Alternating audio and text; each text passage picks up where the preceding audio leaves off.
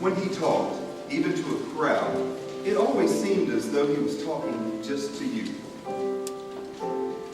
He taught us to look at the world through his eyes. He showed us God's grace in a field of flowers, and his provision in the flight of a sparrow.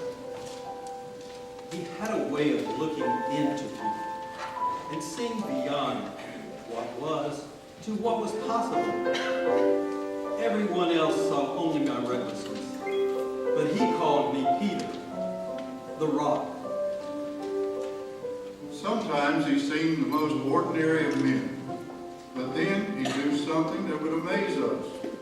Once he spoke a word and a storm was still. Another time he took one small basket of food and fed thousands of people. But with him, we learned to accept the amazing and expect the impossible. For he came to bind up the broken heart, proclaim freedom for the captive, and release for the prisoners. He cared deeply about each small life, its hopes and fears and secret dreams.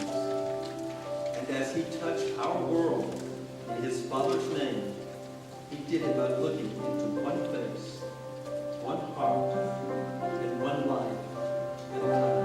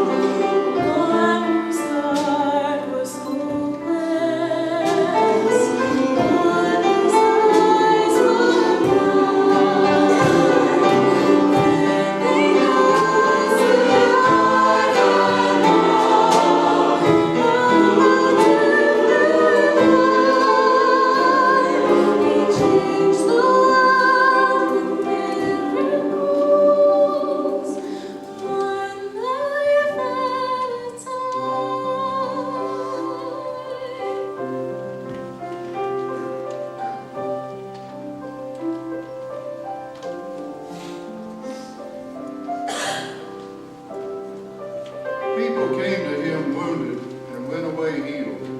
The deaf could hear, the blind were given sight, the lame could walk, lepers were cleansed. Lonely men and women found in him a new kind of love and a new way of life. Even children were warmed by his presence, for when he looked at them, he saw their simple, faith-filled hearts, and he opened his arms to them and welcomed them. Look at these little ones, he told the people. Unless you come like one of these, you shall have no part of my Father's kingdom.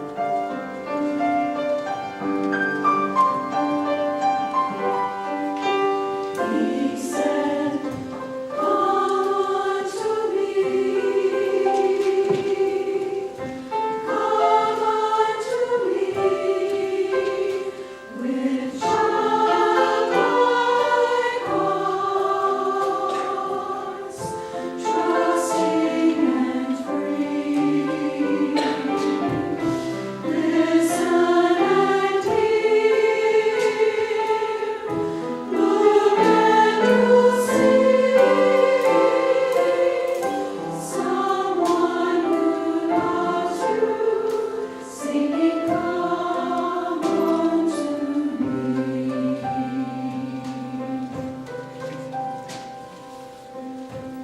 watched him with the children, my eyes filled with tears, for I saw again the miracle that he had worked in my own heart. I had been so weary of the world, so soiled by sin. But then I met him, and in his eyes I found love and forgiveness and hope. And through his healing, I found in my son the trusting heart of a child and a place to begin again.